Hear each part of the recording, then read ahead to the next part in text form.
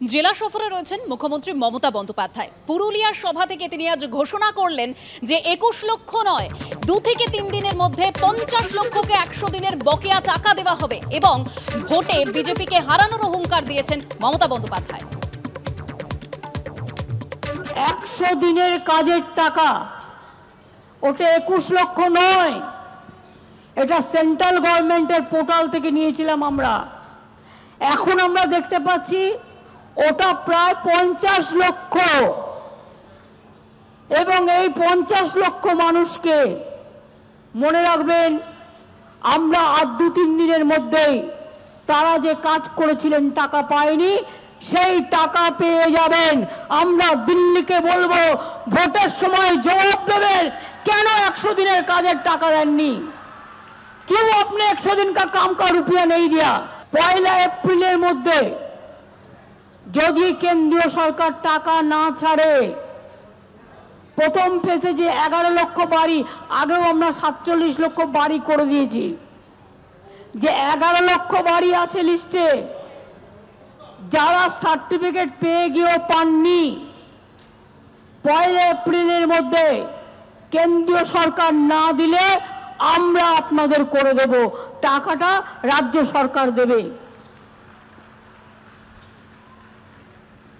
সরাসরি মুখ্যমন্ত্রী তো অনেকে আবেদন করেছিলেন, আমি সেটাকেও ভেবে দেখতে অনুরোধ করব। তারপরে যেটা বাকি থাকবে ফেজ বাই ফেজ আমরা করে দেব, কাউকে ভিক্ষে চাওয়ার প্রয়োজন নয়। বাংলা ভিখিরি নয়, বাংলা হাত মানে না, বাংলা হক মানে।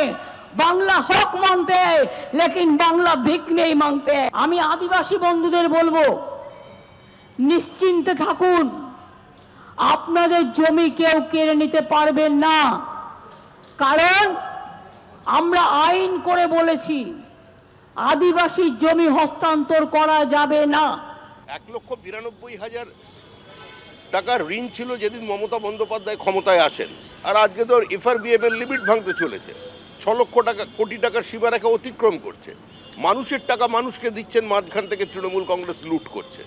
তাহলে প্রকল্প গ্রহণ না করে উনি আরেকটা সমান্তরাল প্রকল্প চালিয়ে দিতে পারতেন।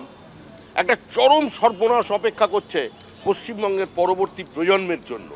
রাজ্যকে দেউলিয়া বানিয়ে দিয়ে চলে যাবে যাওয়ার আগে এই সরকার।